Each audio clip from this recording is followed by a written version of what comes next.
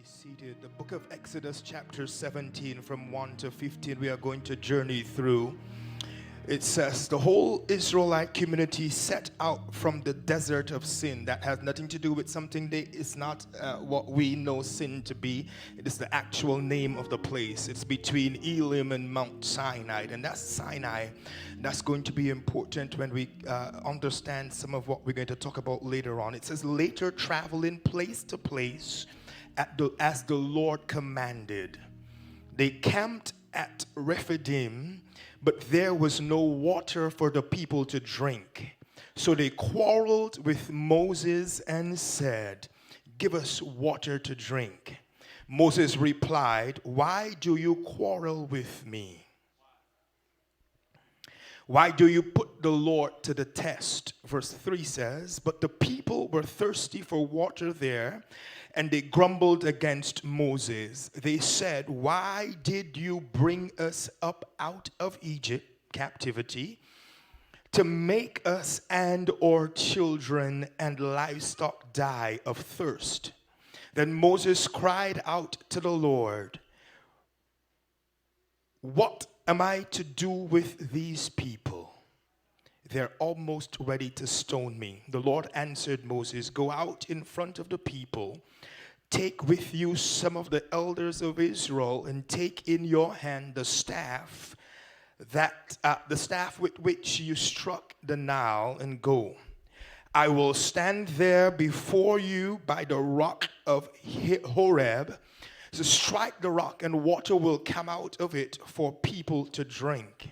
So Moses did this in the sight of the elders of Israel, and he called the place Massah and Meribah, because the Israelites quarreled and because they tested the Lord, saying, 'Is the Lord among us or not?'" Verse 8 says, "And the Amalekites came and attacked the Israelites at Rephidim. Moses said to Joshua, 'Choose some of our men and go out to fight the Amalekites. Tomorrow I will stand on top of the hill and with the staff of God in my hands.'" Verse 10 says, "So Joshua fought the Amalekites as Moses had ordered, and Moses, Aaron, and Hur went to the top of the hill. As long as Moses held up his hands, the Israelites were winning. But whenever he lowered his hand, the Amalekites were winning. When Moses' hands grew tired, they took a stone and put it under him, and he sat on it. Aaron and Hur held his hands up, one on one side, one on the other, so that his hands remained steady till sunset. So Joshua overcame the Amalekites' army with the sword."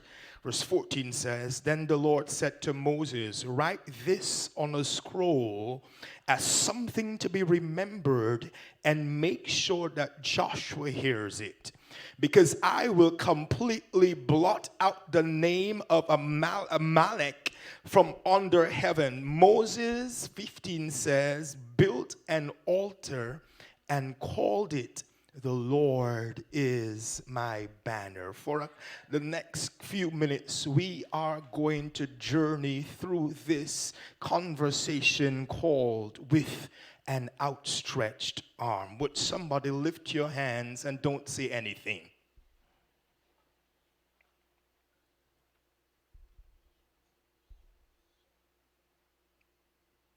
What if that's all you need to win your next battle? And some of your hands have already gone down. It's okay, you can put your hands down. Let's set this up quickly, and we're going to journey through this with an outstretched arm. It is not by any means coincidental that we just journeyed in the place of praise the way we did and with the language we did.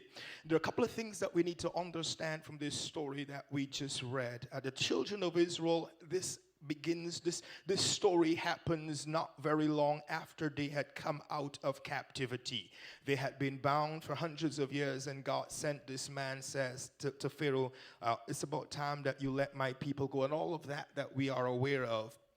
But the setting is they had just come through out of Israel, out of Egypt. They come across the Red Sea. And then as soon as they had just enjoyed a victory of the Red Sea, they could look back and see that the armies that were pursuing them were now swallowed up in the water. They had literally just seen the hand of God deliver them and drown the adversary that was coming against them. And you would imagine that after I've just seen God's hand at work, I would want to rest and relax. But that was not the situation. As soon as they came out of having to deal with one battle, there was another. Does it sound like some of your stories? What is interesting is that they, even though they were on their way out from captivity into the promise, they did not move, or they did not go according to their own desire. What we just read, it says that they moved according to the command of the Lord. And so we are to be cautious that even while we are in pursuit, we know we are no longer where we were. We began to see one type of victory. It is easier to begin to assume that we know what's next, and more likely for us to move away from depending on him because of what we think or strength just brought us into. But their instruction, how they moved, was always in this moment at the command of the Lord. But the journey became troublesome for them. They were tired. We find ourselves there oftentimes because of the pressures of life. Tired, fighting and tired. It says, so they rested. Then they realized that there was no water. There's a lot that's happening at the same time. There's no water. Water speaks of life. It speaks of vitality. If water is present, it means that there is hope for a future.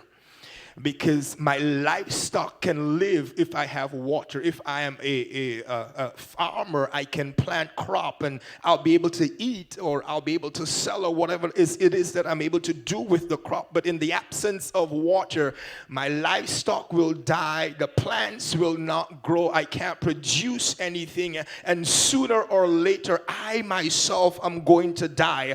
And so is it not interesting that God just parted the Red Sea for all of these people to cross over, and the water that gave way for them in the next scene is absent?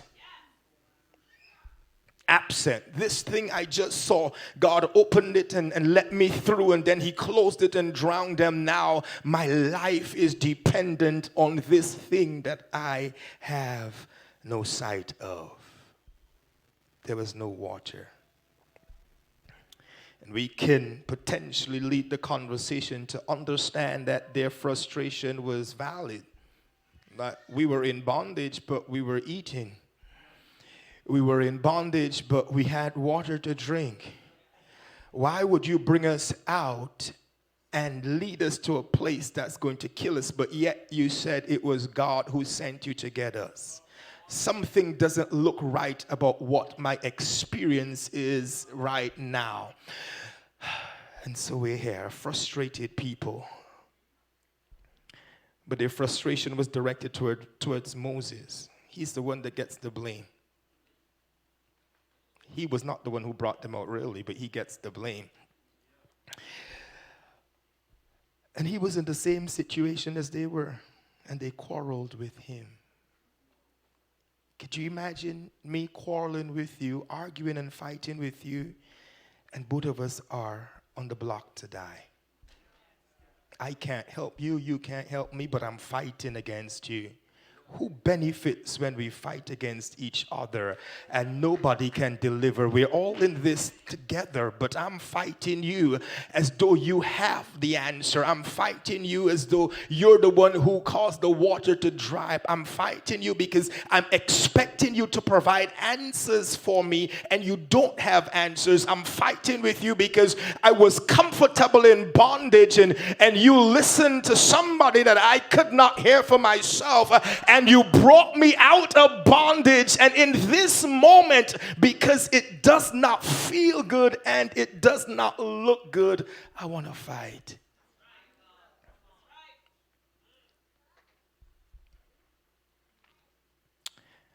Moses finds himself in a place. And so what he begins to do, or what he began to do, was try to redirect them by asking, why are you quarreling with me? Why not put the Lord to the test? It was an invitation. We're in this together. I can't help you naturally. You can't help me. But let's redirect all of this energy that we are facing and we are dealing with. And let's redirect it to the one who really has the answers and the solutions for us. So they continued in their grumbling against Moses and ultimately against God, because Moses was the person that God had selected to bring them out. And so what they thought was an argument and a quarreling against Moses really was an argument against God, because when God sets somebody over you, when God puts somebody in a place of leadership of you, it means that he's invested all of himself and his authority is given to that person. And so they're in their moments of arguing, and I could imagine what it would sound like if it were in our day, what it would potentially sound like. And he says, hey, I can't solve this problem, but let me redirect you. Let's take our argument up one other level, because on this level we are not going to be able to come to a solution. Why not put the Lord to the test? Verse 3 tells us, why did you, and they continue, why did you bring us out of Egypt to make us and our children die? Sometimes we're tempted to revert to the bondage that we're aware of, because the journey to the place of the promise could be tiring. It could cost you a lot. It could bring you into places where it looks like you're going to die. It can bring you into seasons where it looks like everything around you has already lost what it was intended to do, and where you were supposed to get help from, there is no help. Where you were expecting to find water, there is no water. Where you expected a certain yield on your harvest, you went to check to see what the yield was, and the harvest, you found out that it failed its expectations. And so we find ourselves in a place of, behind me is bondage. I really can't go back. In front of me is an army, a leader that doesn't know all the answers, and people that want me dead. And he said to them, what am I to do? Moses said to God, what am I to do with these people? What am I to do with these people? They are angry to the point that they want to stone me. But God granted him a solution. How? I want us to be encouraged today that it doesn't matter where your current life's journey has you, there's a solution. There's an answer, there's a remedy, and there is a way out. Oftentimes, though, it may not look like what you expect it to look like. And I believe this question is a valid one that the children of Israel really wanted to know. Their murmuring was not just based on there was no water. Their murmuring was not because they didn't just know where, if there was no way out. What was happening is that they had just seen God deliver them, and now they found themselves in another situation. And so the question was, is the Lord with us or not? Because if he is with us, because I just saw him part the Red Sea, I can be okay with this. If he is not with us, then I might as well posture myself to die here. And so sometimes and oftentimes it is okay for us to ask ourselves the question, and not even more so asking yourself the question. It is to be reminded that regardless of where you find yourself, we've got to be assured of one thing. It was the same God that allowed Pharaoh to let them go, was the same God who ensured that while they were in the wilderness, that they were guided by a cloud, by a pillar by day, and fire by night. It was the same God that brought them to the Red Sea and ensured that while the armies were behind them, that the sea was before them, that it began to open up. It was the same God that they had history with, that when they crossed over the Red Sea, they looked back and discovered that the thing that was open to make room for them was the very thing that God closed to drown the army. It was the same God that brought them over, but here he is and my life is in another battle. Are you with me or not? Because if I know for a fact that you're with me, I can remember what you just did. And the battle in front of me is going to be less stressful for me because I've got history. I have a memory that I can pull on. But right now, I'm not sure whether he is with me or not. Have you ever found yourself in a place? You heard what he said. You received the prophecy. You received the word. You shouted on it. You danced on it. You gave on it. But you felt like he had left you alone. So the question is still a valid one for us. Because if we are honest with ourselves, we have asked that question. Sometimes we may not have verbalized it, but our attitude said it. Sometimes we don't verbalize it. We don't have a conversation with anybody about it, but the way we show up, the way we respond, lets it be heard without words. Is the Lord among us or not? And so they named the place Massa, Meribah, because the Israelites quarreled and because they tested the Lord, saying, is the Lord with us or not? I've come to announce today that he is with you. I said I've come to announce today that he is with you. I don't have to know the details of where you're at right now, but I've come to announce to us that he is with us. They complained, you have complained, you have murmured, they murmured against Moses and God. And we have as well. What has your murmuring won for you? To this point, would you consider what has your complaining brought for you? What victories have you won by complaining? What victories have you won by murmuring? What victories have you won by cussing Moses, well, not Moses, whomever out? What has it won you? Nothing? Has it won you anything? All right. They saw the provision of the Lord in the same place they complained. And I thought that was interesting. I was sitting with this, and I don't know what's been happening, and I just began to cleanse my eyes. As I considered this fact, some of you got it, some of you didn't. It's all right. What the children of Israel were able to experience is that in the very place that they complained against Moses and God, he was still merciful enough to ensure that they received provision in the place of their complaining. That's not an excuse for us to continue to complain, but how much more will we be able to accomplish if we could in the moments that are difficult? Remember, and instead of complaining, we lift.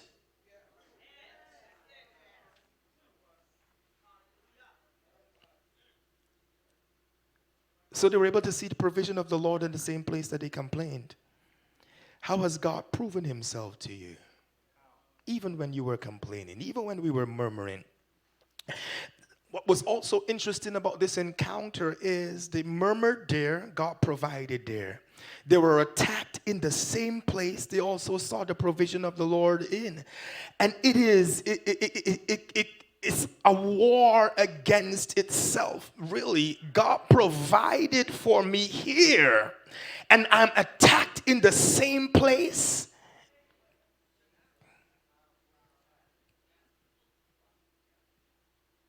Are you with me or are you not? How could you ensure that I have to eat, and while I'm eating, I also still have to fight?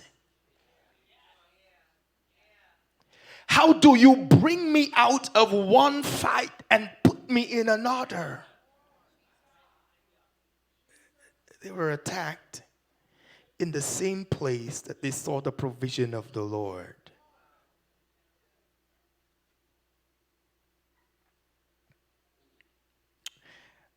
The other thing that happened in the same place is that they were also able to experience the defeat of the enemy in the same place they murmured.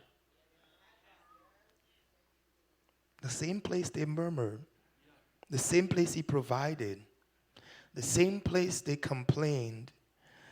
The same place they found victory. It's the same place they also saw their enemies defeated. The issue is not God. He remained with them. It was their response to what God was allowing in their lives that was shaking the camp among the Israelites. And so you've been crying over what you cannot fix. In the same place, we have been complaining over what we cannot fix. In the same place that we saw him deliver, we have been crying over what he has already spoken about. In the same place where we received the word, we have cried over it because it looked like it was not going to come to pass.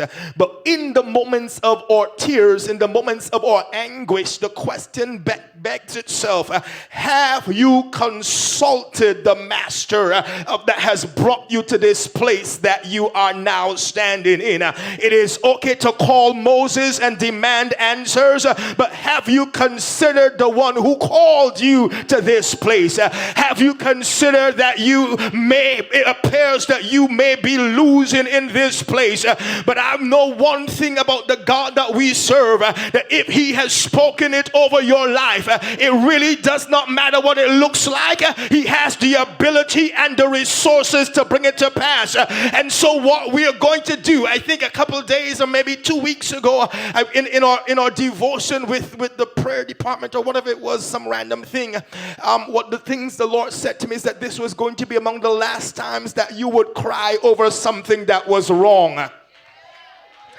I said, this is the last time you cry over something that was wrong, because the next amount of tears that I'm about to shed is because I have seen the goodness of the Lord.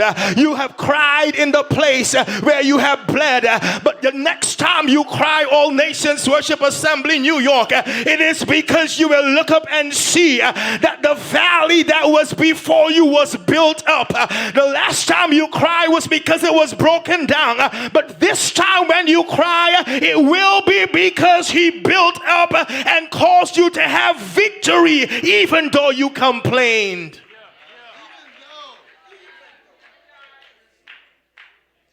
But something changes, because this battle was happening between the bondage and the promise. I said the battle happened between the bondage and the promise. When I started, I told you when the desert of sin was between two places. We have not yet arrived at the place of promise, but we're no longer in the place of bondage. And until I get to the place of bondage, I've got to caution myself. I've got to be aware that there's going to be a fight that will forever be ensued, because the intent of the enemy is to keep me out of promise. And so the longer we pause to complain while in pursuit of the promise, No longer we are delayed in our journey to the place of promise. And so I want you to be encouraged by this, somebody. It does not matter how far you are away from what the promise is. Be reminded today that you're no longer in bondage. And while you're no longer in bondage, there's an expectation of you, number one, that you remind yourself that the Lord is with you. And because the Lord is with you, this fight is going to come out in my favor. It doesn't matter how much you may bleed in this place. You may bleed there, but you will not die there, somebody, because the God who has spoken it over you is going to ensure that you experience the victory.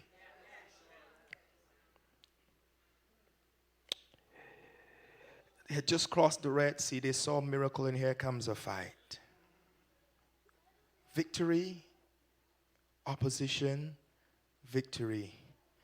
Opposition, victory. Opposition, victory. You stopped at the opposition, but you didn't consider that there's a victory after the opposition. You stopped at the fight, but you didn't consider there was a finish line. You stopped at the first quarter, but you didn't remember that there would be a fourth.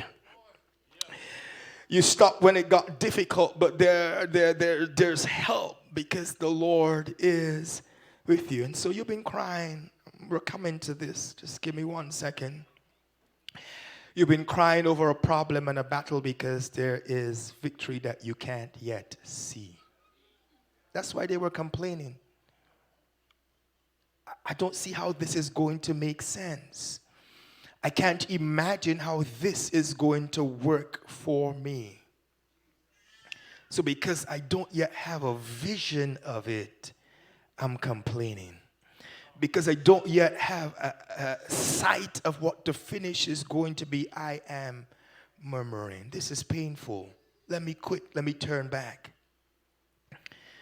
But what you've been crying over is probably because you have not yet had a vision of what the end of it is going to be like. There's victory that you can't yet see, but it doesn't mean that it's not there. There's victory that you don't yet see, but it does not mean that it is not there. Surely the Lord will deliver. Surely the Lord will deliver. Surely the Lord, somebody needs to understand that you've been in that place for a while, but surely you've asked the question, is the Lord with me, or did he leave me to fight on my own? Surely the Lord is with you. What's interesting is he is with them, but it did not mean that the battle they would be excused from the fight. And so what you're fighting over and with is not because the Lord has abandoned you. Perhaps he's allowed you there to remind you you can't get this done in your own strength. You know to build, because if we research, we go back to what the children of Israel had to do while they were in captivity. At one point, the order was made to reduce the straw and double the work. And they still had to build, but God was still with them. And if you can understand that when you had less, you were still able to do more. Why was that? Because he was with you. But this next battle is not going to be what your hands will win you in a fight. This next battle will not be this next victory will not be what your phone calls will get for you. This next victory that the church is about to experience will not be by means of what the earthly connections are. This next victory may not have anything to do with your skill. This victory will not have to do with how long you've been fighting.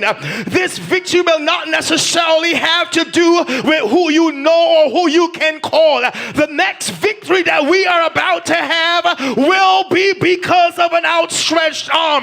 That's why when the battle is before you, you've got to watch your mouth but raise your arms. When you don't know what to say, watch your mouth but raise your arms. Why? Because the next one is not going to be on your strength. It's not going to be on your theology degree. It's not going to be on your PhD, because you could have a PhD and don't know what to do when the fight is happening. But somebody without one may know how to lift their hands. Somebody who don't understand and don't have language for what they're facing will learn to lift their hands and still see victory. I'm here to tell us today that this next one, in this fourth quarter is going to be by an outstretched arm.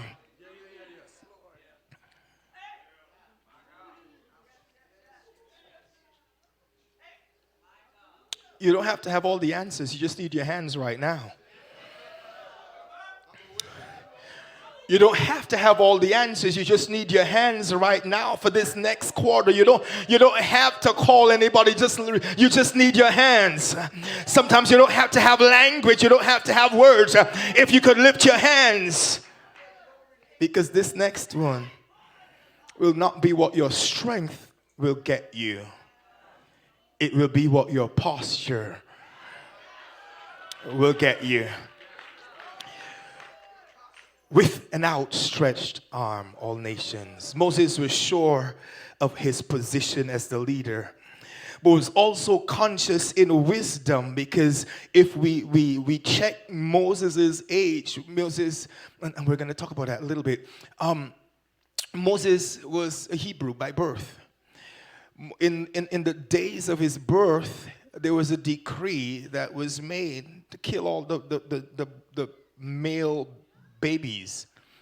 So he had already escaped that, and we know the story. It's interesting. I saw, forget it, but there's a meme on Instagram I saw 2 days ago, maybe, or whatever, and the reference had to do with the cost of childcare. And the solution was Moses' mother putting him in a basket and sending him down the river. So Moses had already escaped that, and that was his entrance into Moses.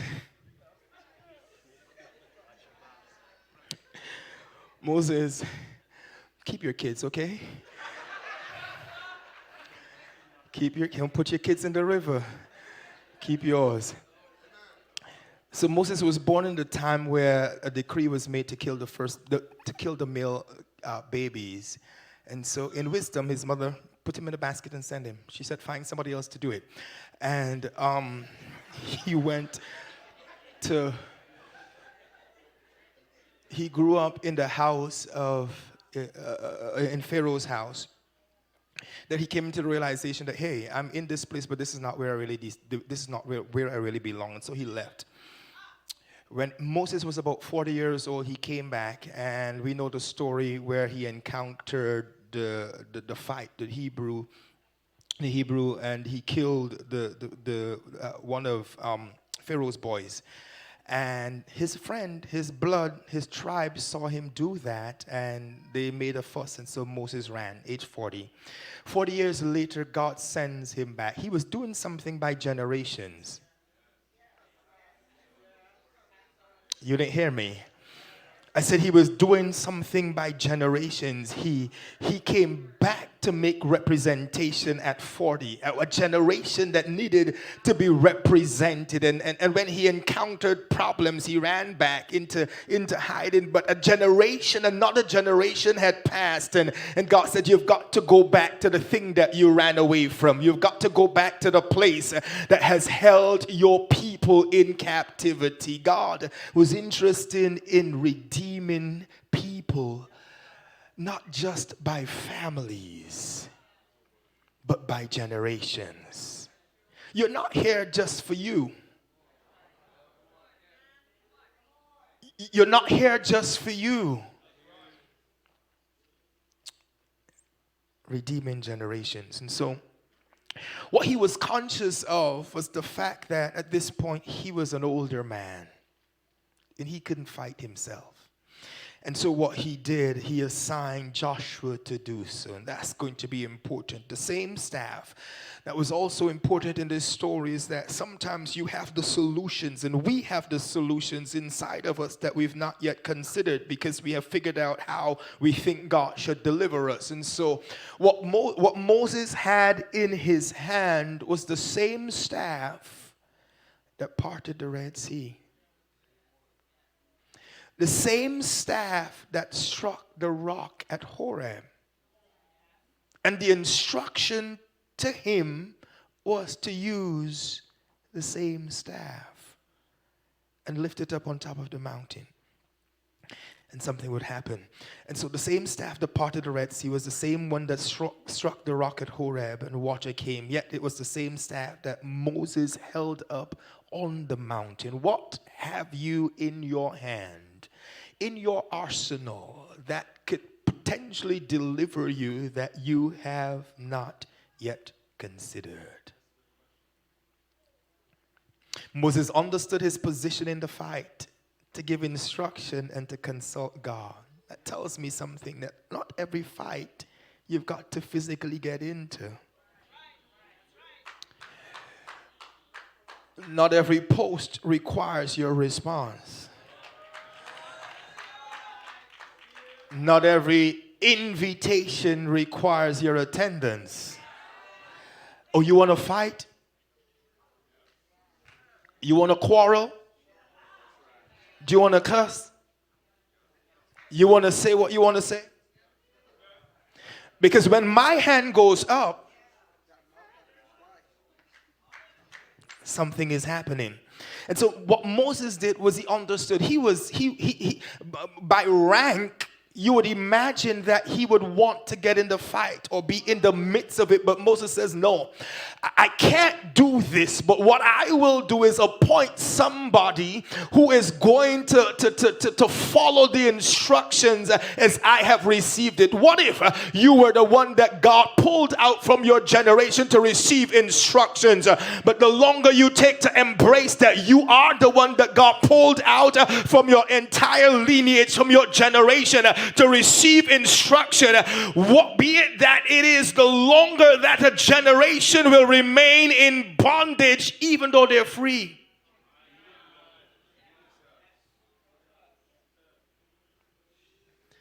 So he said, hey Joshua, I'm going to tell you what to do and you do it.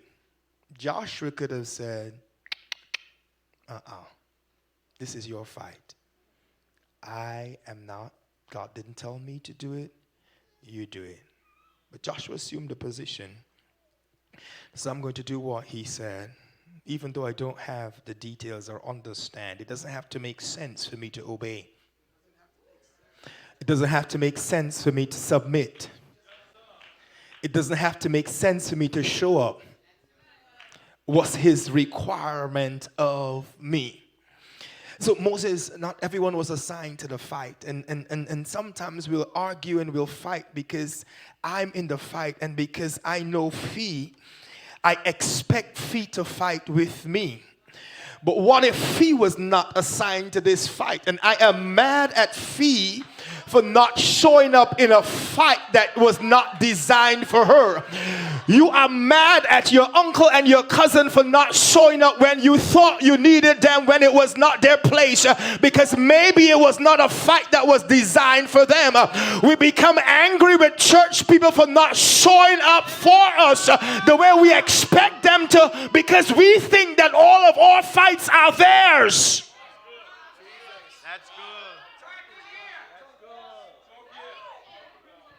Misdirected anger. I'm angry at her, but wasn't her fight. Angry at people that can't deliver you. Mad at situations you can't solve. When all you needed to do was remind yourself that I was in the valley and he ensured that I didn't die there. I love you and I appreciate you, but I understand that if you have to walk away from this fight and let me deal with it alone. This fight And all your battles, maybe feet doesn't even notify. Maybe who you're depending on doesn't even know how to deliver you. Maybe who you have failed expectations where you should not have had any expectations to begin with. And so you're mad at moments that you mishandled and have expectations from people who are not committed to you.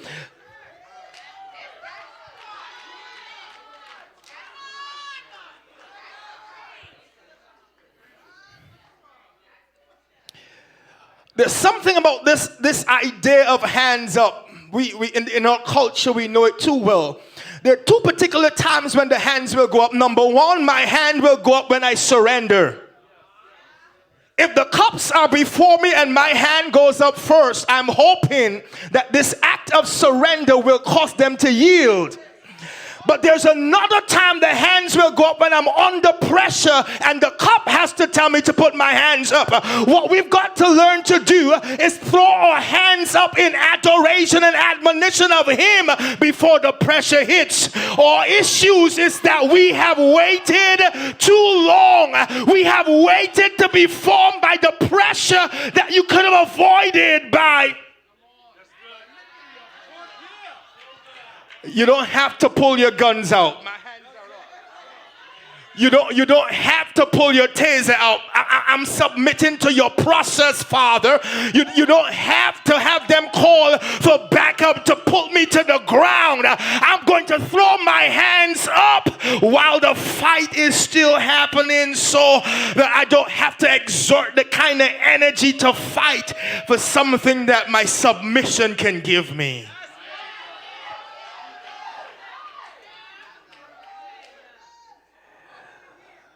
Hands up. Hands up. Your hands are going to go up regardless. I said your hands are going to go up regardless. Are you going to wait for pressure to cause your hands to go up, or are you going to do it in submission?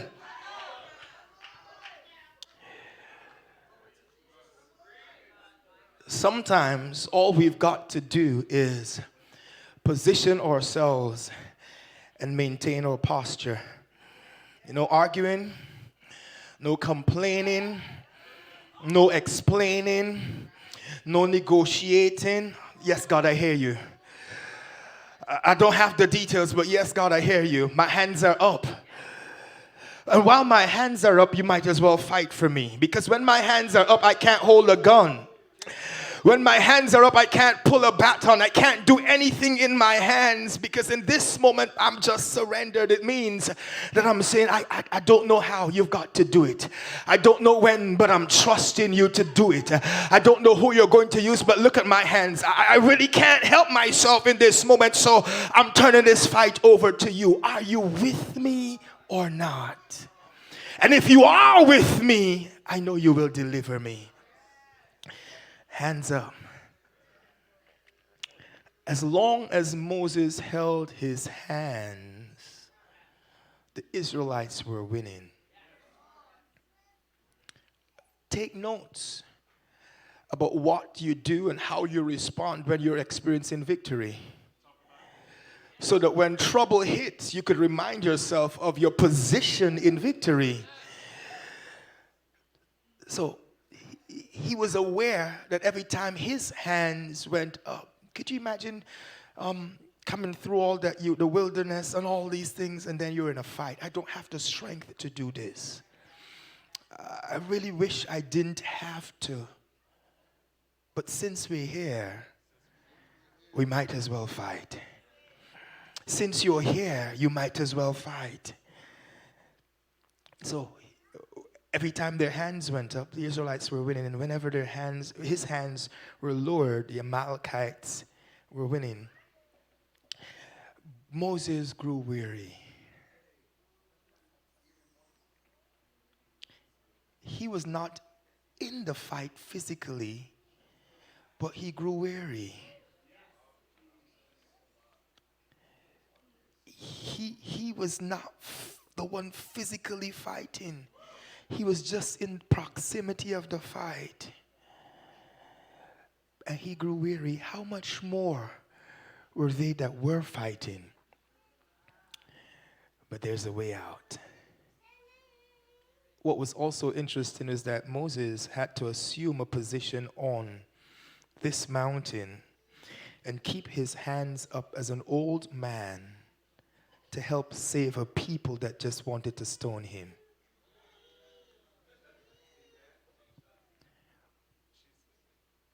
What if you tried to kill your help?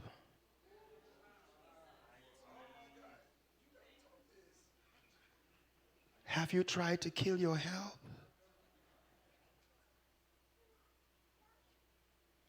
All right. So Moses had to consider these just wanted to kill me. And now I've got to sit my old self and lift my weary hands so that they could win a fight. Pull yourself out of your emotions.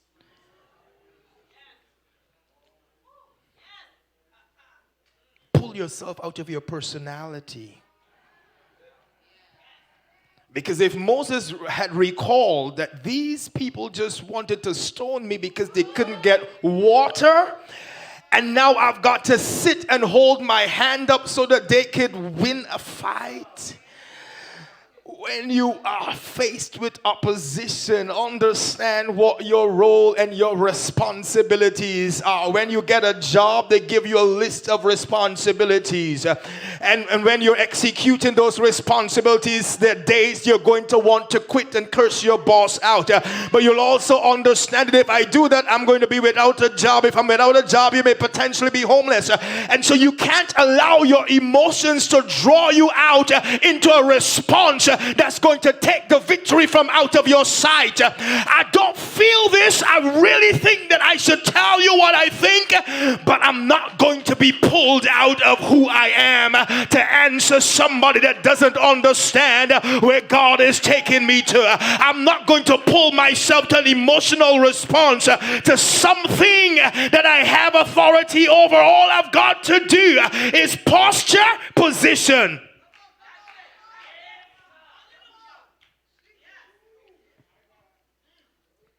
Hands up.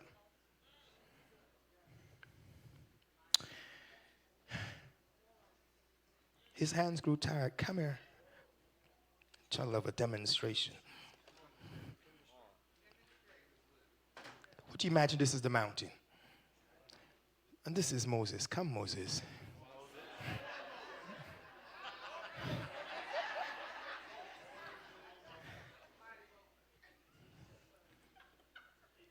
This is the staff of the Lord. This is saying a lot.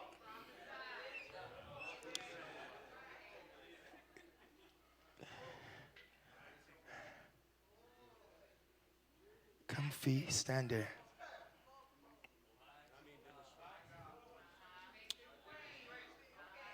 Here's what was happening.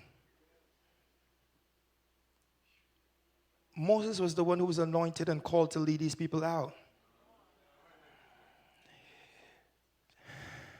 Aaron, who was Moses' younger brother, he was younger by him by about 3 years. We'll talk through that. And then there's her, the committed helper.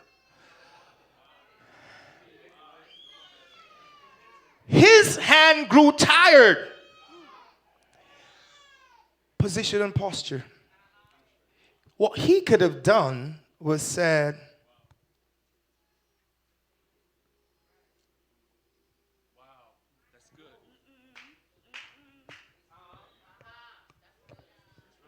You don't get it.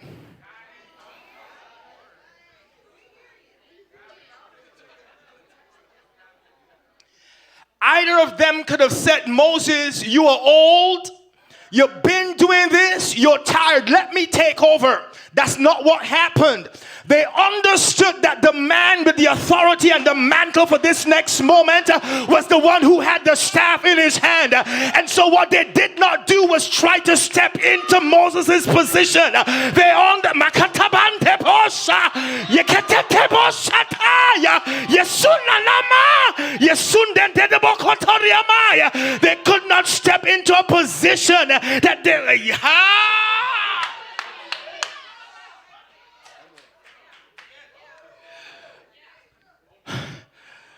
we miss it when we try to take something that was not assigned for us, and even if it was not yet the time for him to take that staff. And so what Moses and her had to do was understand that this was the appointed man to get us to victory. And I don't care if you can fight, this is the appointed man. I don't care if you're younger, this is the appointed man. I'm not going to try to take out of his hand what God used in his hand to part the sea, to strike the rock.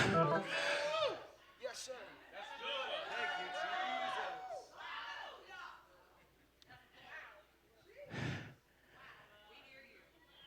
I'm surrounded, but are the people I'm surrounded by trying to help my hand?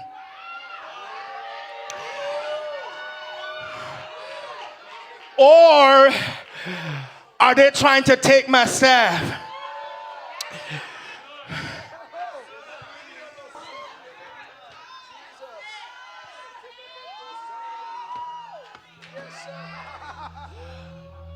Are they trying to support me in what's next?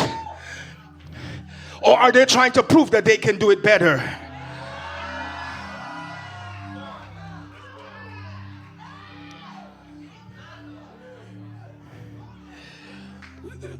The right partnerships matter.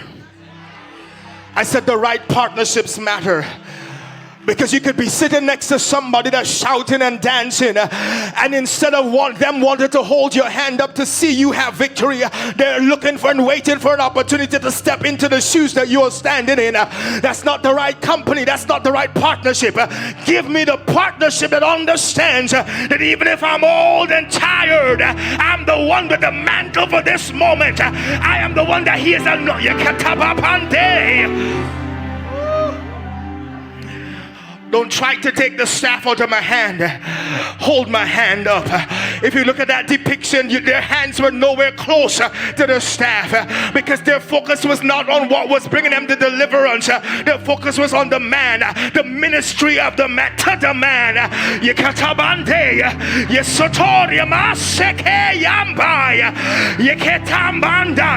I'm declaring over this house that your helpers in the form of right support, you're going to look up and find that they're no longer trying to take it out of your hands.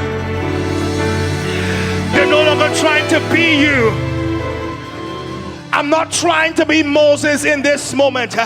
Just send me somebody that I can support. I don't want to be you. I don't want the pressure of being Moses. I don't want the pressure of being rich. How can I support you while you stand in your position? How can I lend strength to you when you are weary?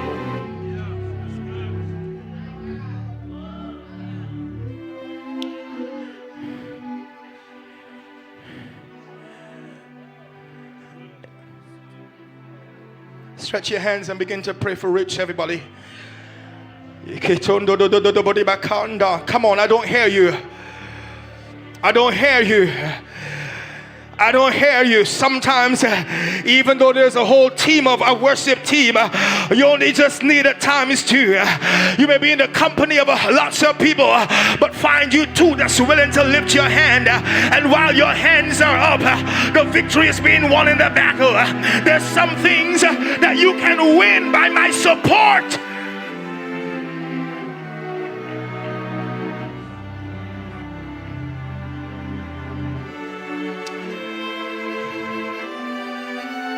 Sit down. May this be your posture for the rest of your life. May this be your posture for the rest of your life. That where you expected support and didn't find it, you're going to look around and find that there's a her and there's an Aaron who are not trying to take the staff out of your hand, who are not trying to be you or stand in your shoe, who understands that their role is to support. How can I help you? How can I support you in your weary moments? and not make it about me. Sit down. There are a couple of things that I want to get to us about these two individuals, Aaron and Hur. I know Aaron was his biological older brother, and Hur was the submitted servant, if we want to call him that. But it was not just casual. We talked about or mentioned the fact that God sent Moses back to redeem by generations. Here's what happens. Hur was a member of the tribe of Judah. We're talking about lineage. We're talking about the line that he came down from.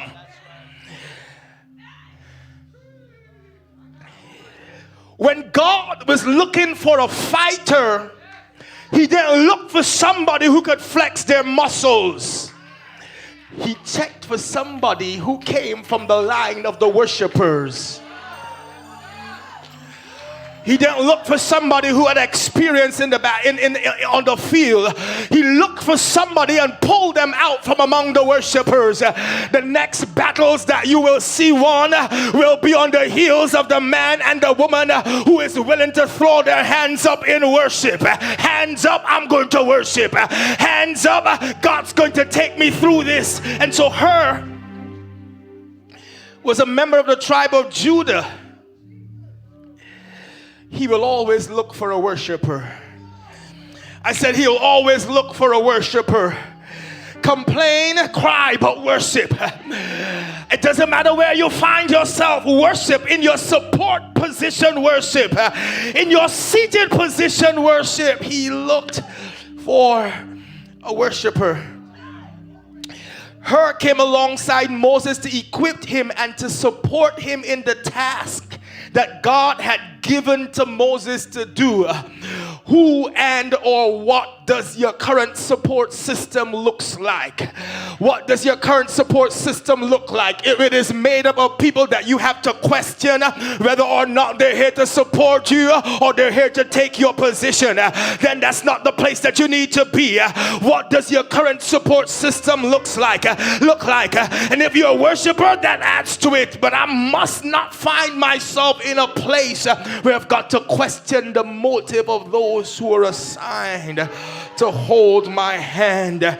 You can't serve under a leader and do as much pulling down as you should been building up. You can't serve and be submitted to a leader and be equally as involved in the gossip like the people on the streets are. What you are in fact doing is pulling his hands down rather than lifting his hands up. And what you see here is a lifted hand over the city of New York.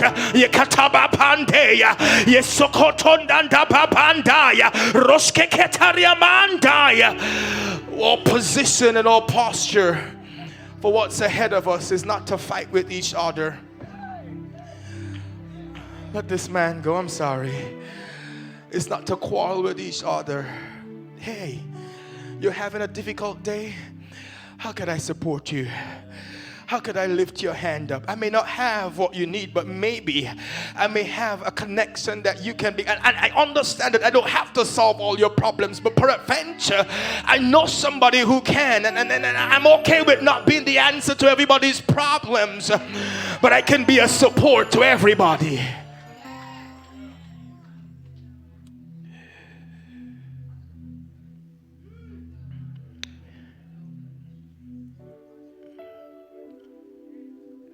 He wasn't trying to become who he was supposed to support. I'm younger. I have more strength. But that's not my place. That's not my assignment. Hey, how can I support you?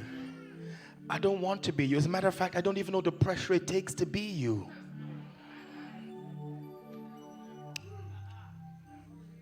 I'm sitting with my hands up and I'm angry because these people wanted to stone me.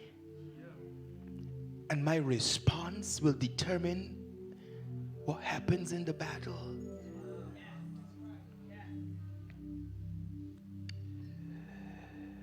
What was also interesting about her and the line that he came down from is that this was the one who was trusted in the absence of Moses to ensure that the children of Israel were kept in line.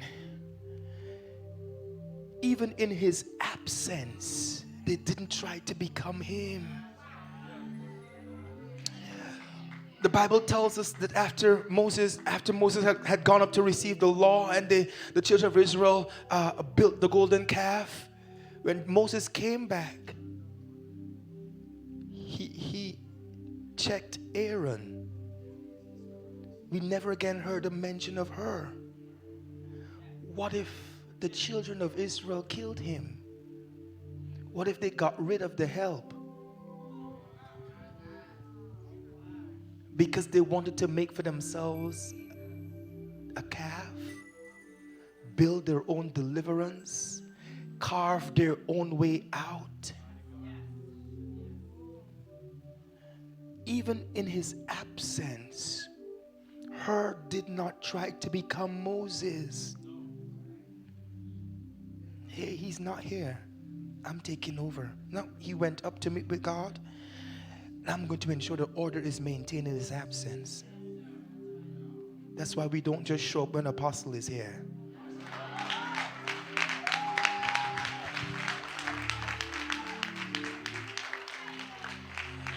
I tell more about myself in my presence in his absence than I do when he is physically here.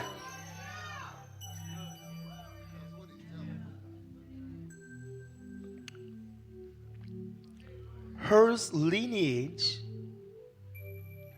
was also among those who were trusted to build the tabernacle. Check Exodus 31, 2-6. It was from this very lineage, the tribe of Judah. I can trust you in my absence. I can trust you in my presence. I know you're not trying to take my position.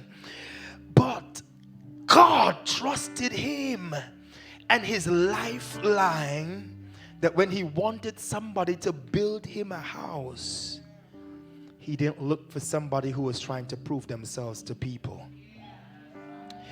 He found somebody who was willing to be nothing in the eyes of people and submitted to what God wanted to do. And so he pulled from this lineage. It says, see, I have called by name the son of Youre, son of Hur, of the tribe of Judah, and I have filled him with the Spirit of God. Do you mean people were filled with the Spirit before the day of Pentecost? Oh yeah? They were filled with the Spirit. I have filled him with the Spirit of God, with ability and intelligence, with knowledge and all craftsmanship. So it means he was trained and disciplined enough to take over. But he didn't. He did not. And God found that he could trust him and his generation to build him a house. Have you set a pattern for your generation that when God is ready to build a habitation, that he can find somebody who is willing to be nothing in the eyes of men and be everything in the eyes of God? Have you built a legacy in a generation, something that will stand as a memorial after you, that knows what it is to support and not be in competition with? Because the next set of voices that are going to take this nation will be from among those who have learned to submit and to worship.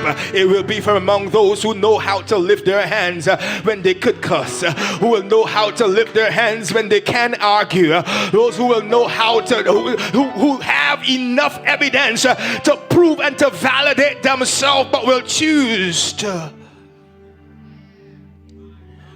lift their hands. And so God was so strategic.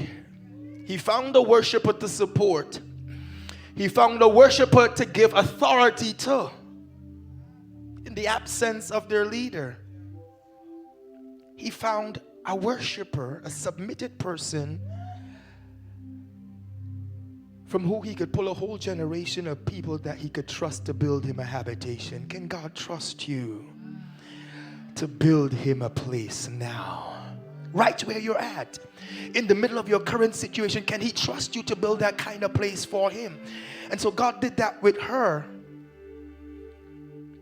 But it happened with Aaron as well. This is my blood brother. I'm close enough to him biologically to step into his place. Aaron was the older brother of Moses by 3 years. Exodus 7:7. I'm not just throwing numbers at you. Older but submitted. Aaron likely would have grown up as a Hebrew slave. Remember, Moses was born during the time where he had to be shipped off.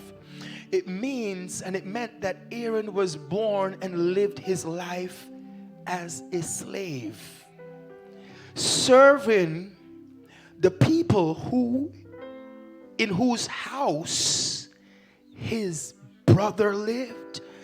I'm your brother. I'm born into slavery. I'm serving the people that you are enjoying the gold and the food and everything else. And now I have to serve you.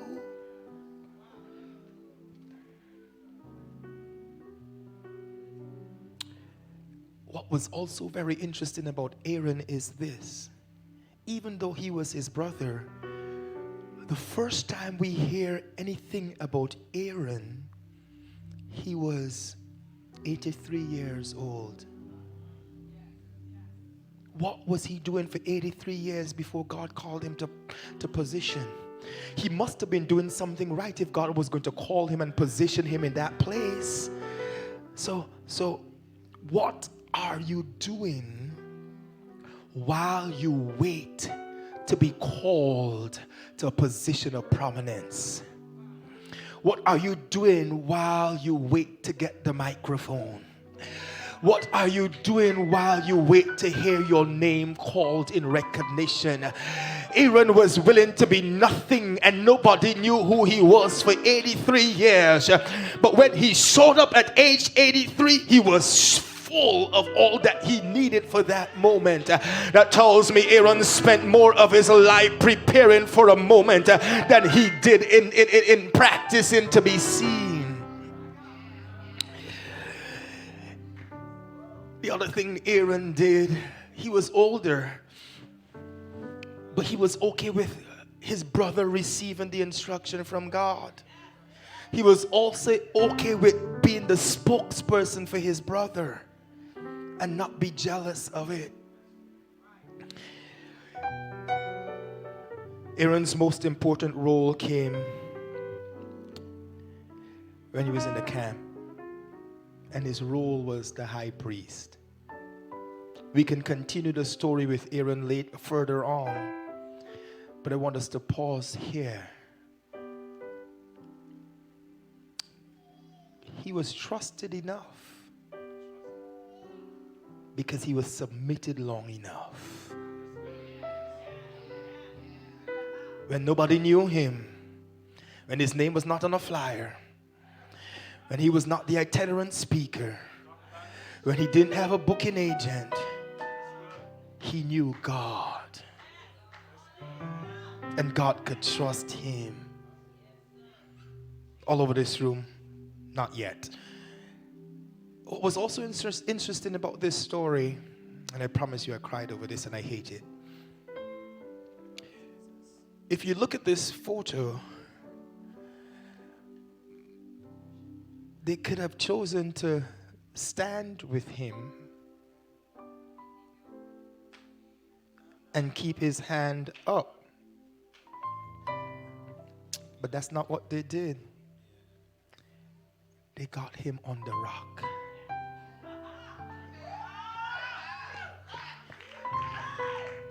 They got him on the rock.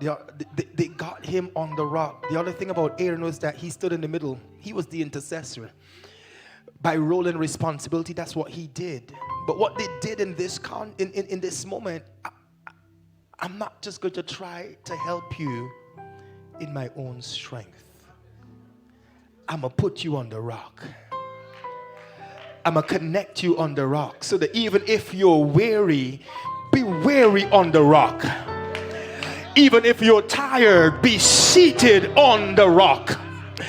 Because the Bible tells us that we understand it. I really don't believe that it was by accident, because what were the chances that a rock was right there? My imagination wants to tell me that they had to locate the right rock that could hold his weight. One thing, when you look at rocks, you've got to check its appearance. You've got to see how it presents itself. You've got to check the weight. Can this particular rock hold the weight of this man and not shake at the foundations of it? And so it varies by size. You've got to check the durability of this rock. Can it stand through the journey and the test of my life and what I'm about to face? Can I trust this to carry my weight when I can't do it myself? The rock speaks of strength. It speaks of power. It speaks of hardness. It speaks that it tells you that this thing cannot be penetrated. And what the rocks will also have is a particular resilience. And so you'll throw the rock in the fire and it will still be a rock. You can throw the rock in the fire, but it will still be a rock. So they put Moses on a rock. At All Nations Worship Assembly, New York, I don't care where your life finds you right now. I want you to find your place on the rock. Sit on the rock, but throw your hands up. Be on the rock, but throw your hands up. Tired, stay on the rock, but throw your hands up. Weary, stay on the rock, but throw your hands up. Because Psalm 118:22 tells us that the stone which the builders rejected has become the chief cornerstone. Matthew 16:18 tells us, and I tell you, you Peter, and the word Peter is the Greek for Petros, which means rock. Upon this revelation that the rock that you will find yourself on is not just physical. I am the rock. He says, sit here and throw your hands up. It says, upon this rock, like I will build my church, and the gates of hell will not have power to infiltrate it.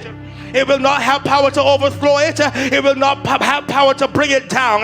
Matthew 21:42 says, Jesus said to them, did you never read the scriptures? The stone which the builders rejected, this became the chief cornerstone. Sit here, all nations, and throw your hands up. Sit here, and throw your hands up. This came about from the Lord, and it is marvelous in our eyes. Acts 4:11 tells us that he is the stone which was rejected by men, the builders, but which became the chief cornerstone. Romans 9:33 tells us, behold, I lay in Zion a stone of stumbling and a rock of offense. And so what you will find, a position of comfort in to sit, the enemy will stumble over. But you've got to ensure that while you are seated, your hands are up. Behold, I lay in Zion a stone, stumbling in a rock of offense, and he who believes in him will not be disappointed. You've been disappointed on to this point, maybe because your hands have not been up. You may have been disappointed because you've been seated, but seated in the wrong place. Here's an invitation: find your place on the rock, but throw your hands up.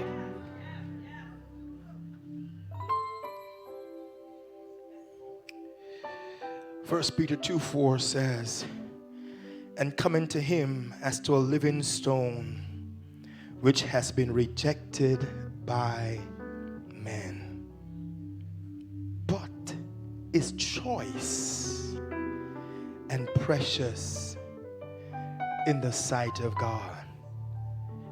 You've been putting too much energy on the rejection of man. Find yourself on the stone. All over this room, would you stand?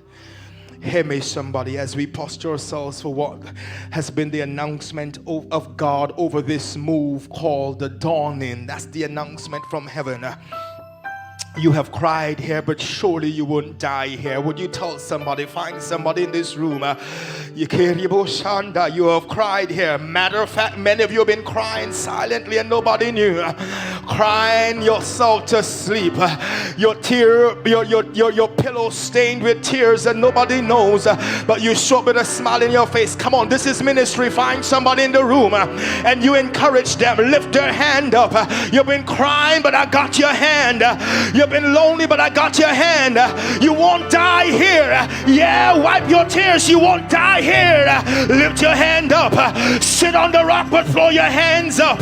You fought here, but surely you will not be buried here. You fought in this, but surely you will not be buried here. Why? Because the word of the Lord tells me that weeping endures for a night. What that tells me also is that in Genesis, in the book of Genesis, when God was creating, it was evening first and then it was morning, and so it was dark before it became day. And you're crying because it looks like darkness now, but after the darkness, the dawning is about to hit you, because no night season lasts forever. I said no night season lasts forever. Sit on the rock, but throw your hands up. Come on. Sit on the rock, but throw your hands up. Come on, find somebody's hand. You don't have to know their story. You don't have to have the details. All that person needs to know now is that I've got your back. I'm gonna hold your hand when you can't. Hands up. Hands up. There's a breaking. There's a dawning. And what the Lord is about to do next, He will do it with an outstretched arm. What the Lord is about to do next in this house, in your life, He will do it with an outstretched arm. Hands up. Hands up. Hands up. Hands up. Hands up. Hands up.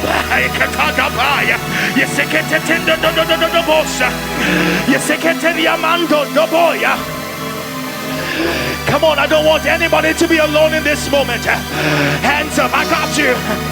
Hands up, I got you. Hands up, I got you. I know you've been crying, but I got you. I know you've been fighting, but I got you. Hands up. Hands up. You can't so caught up. You're so hands up. Hands up. Hands up. Hands up. Hands up. I want our leaders to know that you don't have to go to the next season of this year, this next quarter with your hands down. You're so boy. You say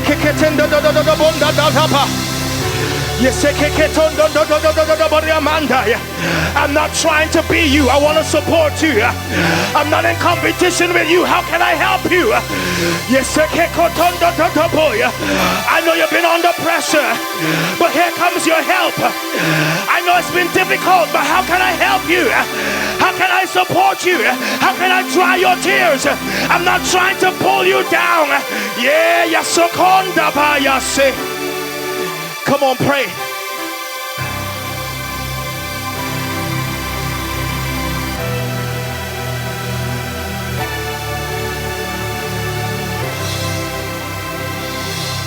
Come on.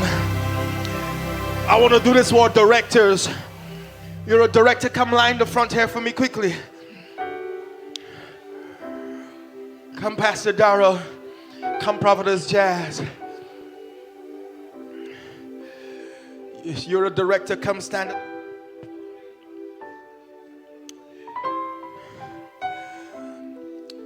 No, I want the directors here. The directors stay here. Just Pastor Darrell to the stage. Come, Prophet Harrison.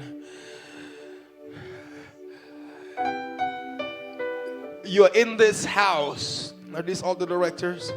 Come, Fee, I want you to stand there with them. Give yourselves enough space.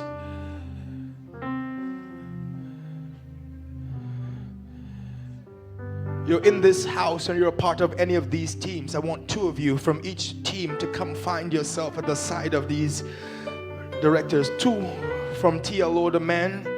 2 of the admins come here. 2 of the worship ministry team members come here. Partner service, children's, women's ministry. Those who are in annual cares, find yourself. You're a part of recovery team. I need 2 of you. Two individuals from each department. The children are here. Somebody stand. Where's Prophet? Somebody stand proxy for production and Prophet Harrison. Come on. I don't want any director to stand here and don't feel supported. And the first thing that will happen is that I want the hands of our directors to go up. And those, I need somebody else to stand with Carl. Come on, 2 admins. I need 2 admins here now. 2 admins come here. Children. Perfect. Two individuals who serve with the children come here. If we don't have any, I need 2 people quickly. 2 intercessors. If we don't have 2 children, oh, 1 is coming. Somebody else come who serves children. I want the hands of our directors to hit the skies, hit the air. And those who support, I want you to hold their hands up and begin to pray for them.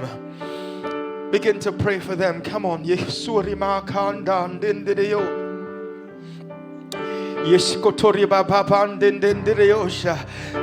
Rachel, come here. Come here with Pam. Hold their hands up. Let them know they're supported. Let them feel your support in the place of prayer. And the rest of you, just stretch your hand forward and pray. Because if your leadership feels supported, then we can go to the future. If your leadership feels supported, then you can go to the future. Would we, in proxy for Apostle, would we lift Pastor Darrell's hand up? Prophetess Jazz, Prophet Harrison, let's just lift his hand up in proxy. We want you to know that you're supported. We see you. We see you, and we want you to know you're not fighting alone. Come on, church, open your mouth and begin. Yes, yes, Sokondo, yes, you've been fighting with weight. You've been dealing with pressure. You've been doing a lot. You've been showing up. But today we want you to know that our hands are lifted with yours. You don't have to go to the future alone. We lift you up. We're not in competition. Yes, Sokota Baba Bandaya. Come on, increase the volume in the room. Increase the volume in the room like your life depended on it.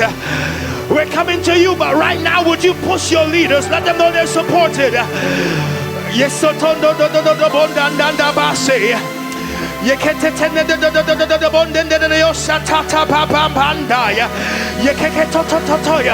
on, pray in the spirit. Lift your hands all over this room. God, we don't know what you're doing, but our hands are up.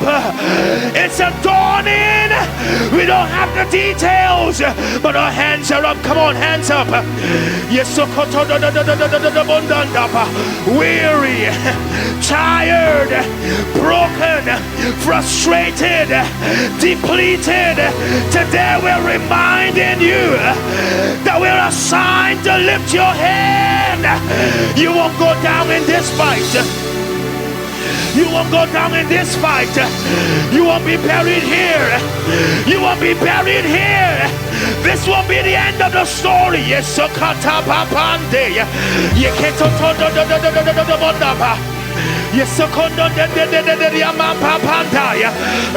come on, church, pray.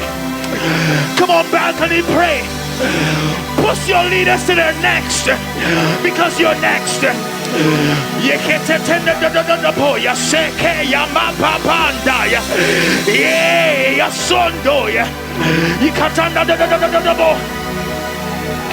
Somebody cry out. You don't know the pressure that they stand up under. You don't know the sacrifices that they make to show up, but they do. Lift them up now. Yes, so kotoya. You can katana na na na na na na na bonte papa. You can get to boy. You say day. Yeah. So we help you with the burden today.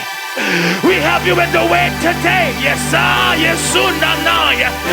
Yekete. Yes, so no. Yes, Samanda. Yes, so no. Bondaria papa panta. Yekete no. Bonda baba. Yes, kekete no. Rosa katanda de yosa papa panda. Yes, so lift your voices like a trumpet.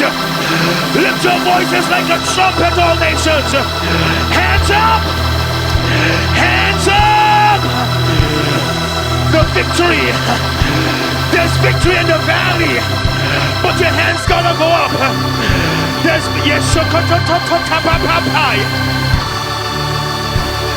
There's victory in the valley, but your hands gotta go up.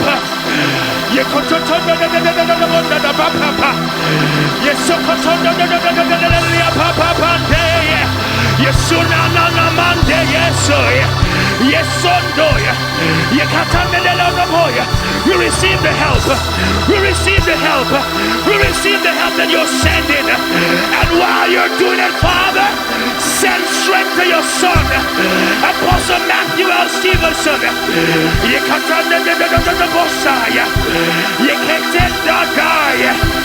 You won't die here. You won't die here. You won't die here.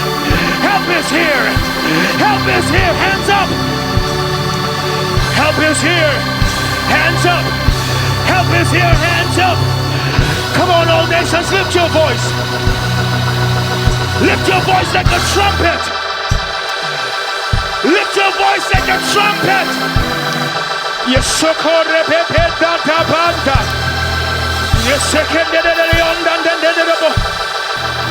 come on. We will no longer take that which is handed to us. Fight for it. Fight for it.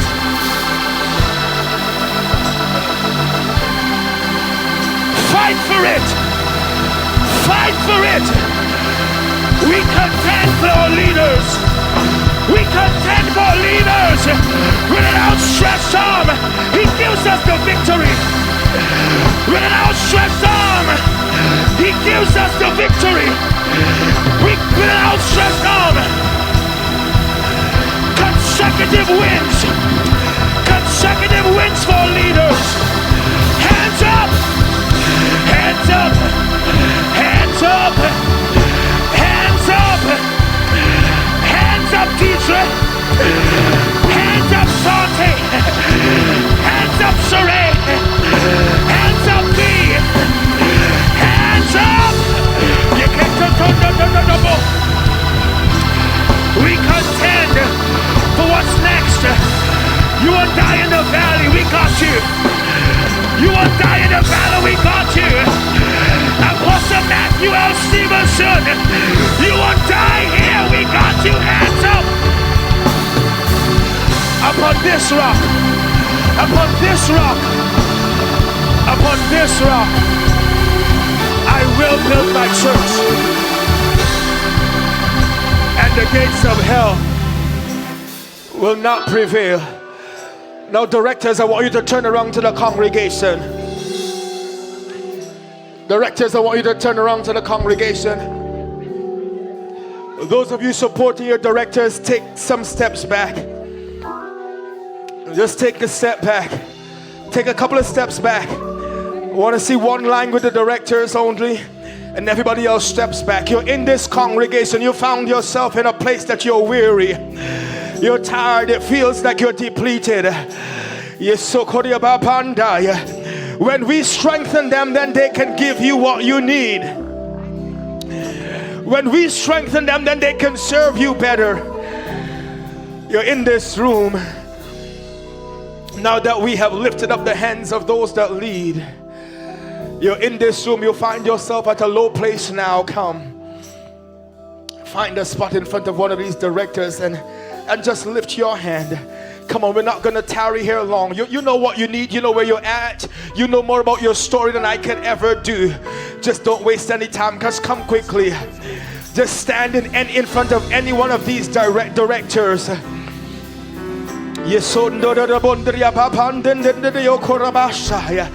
We are here to announce that this next victory that you will have is with an outstretched arm. The only thing I want you to do, directors, is pronounce that over their lives. Speak victory and lift their hands. Speak victory and come on. Yes, so everybody else should be praying. Those of you who are come on, you don't have to pretend that you got it together. You need help, come with your hands up. With your hands up. Hands up. Hands up. Hands up. Because this next one will be with an outstretched arm. This next one is with an outstretched arm. This next one with an outstretched arm. This next one is with an outstretched arm. This next one is with an outstretched arm. Yes, with an outstretched arm. Yes, with an outstretched arm. Lift your hand. Lift your hand. Lift your hand. With an outstretched arm, we announce victory. Victory is in the camp of God. Victory is in the camp of God. Victory is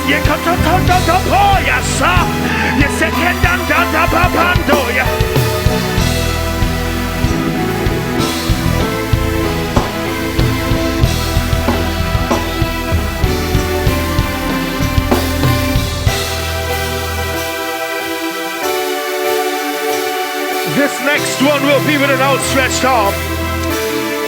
This next one will be with an outstretched arm. How are you going to deal with the next fight? With an outstretched arm. How do you deal with the next gossip? With an outstretched arm. How do you deal with the next social media post? With an outstretched arm. How do you deal with the next letdown? With an outstretched arm. How do you deal with the next betrayal? With an outstretched arm. Hands up. Yes,